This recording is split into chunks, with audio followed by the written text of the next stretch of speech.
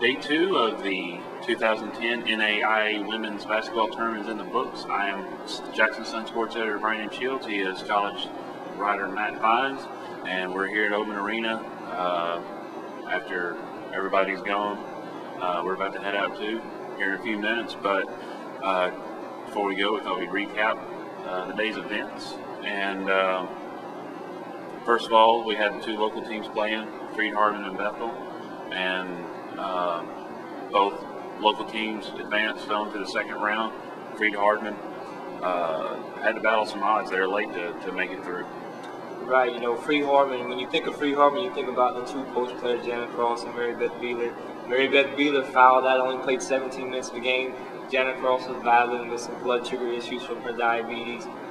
Played well, but obviously she wasn't the Janet Cross that played against Union and things like that. But the guards really picked up. Tara Dethridge scored 19 points. She hadn't done that since December.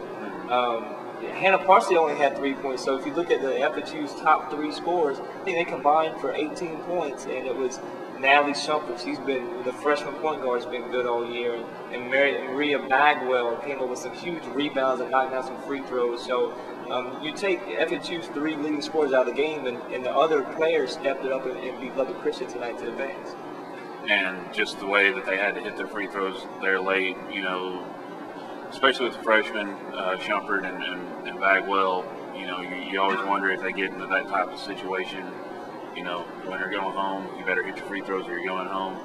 How they're going to respond, they responded well. And I think the freshmen, I looked at the end of the game, we're talking the last 2 minutes or 40 seconds, the freshmen made 8 of their 10 free throws. Wow. And Maria Bagwell has made key free throws like that. Natalie Shumpert, Coach Dale Neal calls her instant offense, because you can put her into the game and she's so quick and explosive that she was able to get by a fairly athletic Lubbock Christian team, very tall team, and Freed-Hardeman went into a zone to kind of slow them down, and they were still able to rebound because of Bagwell, despite Freed-Hardeman giving up 3 or 4 inches in most of the positions out there tonight. Well, early in the day, like we mentioned earlier, Bethel also won.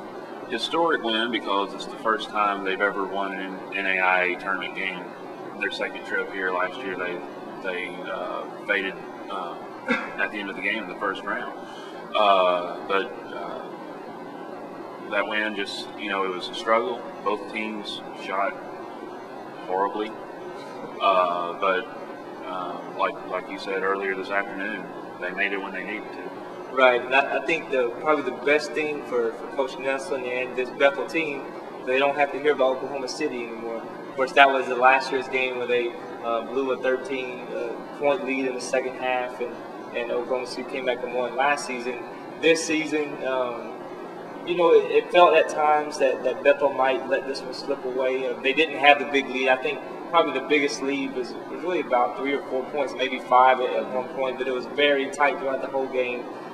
Cassandra Berry made some huge free throws after Giovanna Petrovic got a huge rebound, and they stopped a last-second Columbia effort to tie that game or to win that game at the very end. So congratulations to Bethel on their first win, and then they're moving on as well. All right, and both teams are back on Friday, playing as the entire second round will be played on Friday.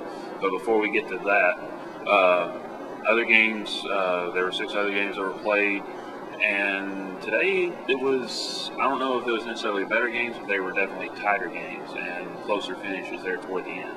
Right, we'll start with the 2 overtime games, and you know, it just wasn't tight between the 4 and the 5 and things like that. It was 1 and 8, 2 and 7s that were tight. Vanguard, number 1 seed, had to really hold off Lindsey Wilson in overtime to advance, and then Bethel and Vanguard will play at 2:15 tomorrow. And then you had back-to-back overtime games, and the second end of that was number 4 Cumberland's against number 5 Xavier. And Xavier had pressured Cumberland's all day and forced turnovers and got some run-out baskets, but they had a big post player that fouled out with 2 minutes left to go in regulation. And Xavier hits a huge 3-pointer with about 10 seconds left to send that game into overtime. Yeah. But Cumberland's was just too much in overtime, and Lauren Wombles, you know, we talked about some of these key players. Lauren Wombles scored like 9 or 22 points in overtime as Cumberland's moved on, and they'll play St. Xavier in the first round, or in the second round, Friday at 8 p.m. St. Xavier struggled with with Evangel, it was a 1-8 matchup, and people are saying, well, who might beat Union? St. Xavier would definitely fall into that category. Have done it already this year. They struggled early with Evangel, and Evangel, stayed close throughout the whole game. But Aaron Hanneman and company, Alex Barone drove to the basket really well, and the athleticism showed for St. Xavier tonight. Well, in the earlier games today, the first one was Oklahoma Baptist, who was a number 2 seed. They took on William Jewell out of Missouri, and it looked in the early going that the roles were reversed, that William Jewell was actually a number 2 seed. They jumped out to an 18-2 run before Oklahoma Baptist scored 14 straight points to get back into it, kept the lead to 2.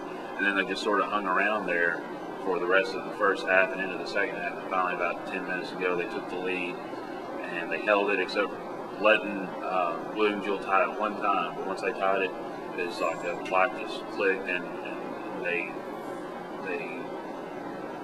jumped out to another lead, and they kept it throughout. And that's tournament experience. Oklahoma Baptist was a Fab 4 team last year. Players like Tajane Travis and those girls that get it done. And you move on to the next game after that. The league against Langston, tournament experience definitely showed there. Langston out of Oklahoma, they really had that game in hand. Not had it in hand, but they had a definite advantage. And they had about, I think it was about 45 seconds to go. Sean Gillette Paul drove to the basket, lost the ball out of bounds, gave it back to Lee. And then at the very end, Lee had a 2-point lead, I think, and with about 3 seconds left, and Langston inbounded the ball and didn't really know how much time was left on the clock and didn't get a game-winning attempt off. And so some end-of-the-game situation there for Langston, but a very talented team that caused Lee a lot of problems. So the number 3 seed, Lee, moves on, and Lee will play Oklahoma Baptist at 12:30 on Friday. All right, well then, the last 2 games, Cumberland's of Kentucky, a Mid-South team who tends to play a lot of the teams in West Tennessee every now and then throughout the regular season, took on Xavier out of L.A., and you already mentioned that overtime win, and they're taking on St. Xavier, who had a hard time handling Evangel out of Missouri. Right, that's the 8 p.m. game, and then I guess we'll just go ahead and run down the Friday schedule. Okay. It's going to start at 9 o'clock with Trevecca and Campbellsville. Trevecca got a close win. Campbellsville won. That was a close game to LSU Shreveport. Two both are coming off close first round wins. Then you move to the 10:45 game. It's going to be Lewis Clark State against Oklahoma City. And Lewis Clark State, they had a fairly easy win against number 5 seed Biola. And then Oklahoma City didn't really that shorter hang around. They acted like the number 1 seed, and they moved on rather easily. Then after that, we have Lee versus Oklahoma Baptist at 12:30. That one will be a definite test for both teams. I can see either of those teams getting to the Fab 4, if not the championship. But after that, we will have our local teams back into play when Vanguard, the 2008 champion, will be taking on from McKenzie Bethel. That one will be a definite challenge for Chris Nelson's team. The way that Lindsey Wilson, the team that took Vanguard in overtime, it's a scrappy type of physical team that Bethel, definitely mirrors. And so I guess the perception is these teams that come from California, from out west, are a little softer than some of the Mid-South, Trans-South, Sooner Conference teams, and Bethel's no different in that respect. All right, well then at 4:30 we will have Westminster out of Utah, who was the team that eliminated Lambeth on Thursday night. They'll be taking Oklahoma Christian, who has pulled off the biggest upset of the tournament so far. They were number 7 seed. They put out perennial contender out of California, Point Loma Nazarene. Right, we talked about all these close games where Oklahoma Christian is really the only team that's been able to pull off the upset. And, Westminster's that the very precise type of team, very tall, very They have trouble with athletic guards. Oklahoma Christian is kind of in the Westminster mold, in that it's just a team that I think they were 19-12 in the regular season. They took their lumps and they entered the tournament on kind of a down stretch, but all that's gone when you beat Point Loma in the first round. Well, after that matchup at 6:15, we will get back into local play when Southern Polytechnic State out of Georgia, it's a pretty long name, handful, will be taking on defending champion in Jackson's own Union Lady Bulldogs. And Union has had the easiest win of all when they beat Southwest Assembly of God 86-47. Do you think they can do the same against Southern Polytechnic? They looked good yesterday. Right, yeah, they jumped on McKendree, and they jumped on quick. And so that, this is Southern Polytechnic State's first ever tournament appearance. So they didn't show the tournament jitters there, especially early, like you would expect that team to do. So to think that Union would just jump all over them from the beginning, the first 5 minutes of the game, they struggled against Southwest Assembly of God. So is it just going to be a runaway from the get-go? I don't see that. All right, well then after that we'll have 2 more games. The first one is Cumberland taking on St. Xavier. 2 pretty good teams. Cumberland had to play a little bit extra in the overtime. St. X coming off a victory that was much harder than what we expected. What do you think? One of the best individual matchups when you have St. Xavier's Aaron Hanneman going up against Whitney Ballinger. Ballinger was the WBCA Player of the Year, and Hanneman, she's just one of those 6-foot posts that can go inside, can go from the high post. So it's going to be one of the better individual matchups of the day. All right, and then the last game of the day will feature our final local team, Freed-Hardeman, taking on Azusa Pacific at 9:45. How do you think these girls will do?